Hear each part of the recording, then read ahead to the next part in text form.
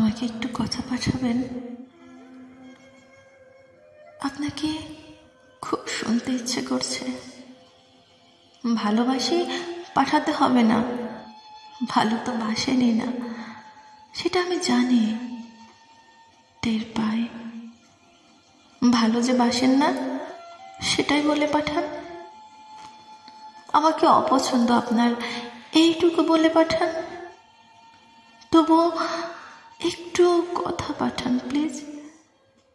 আমার না আপনাকে খুব শুনতে ইচ্ছে করছে, খুব, মানে খুব, ভীষণ ভীষণের মতন।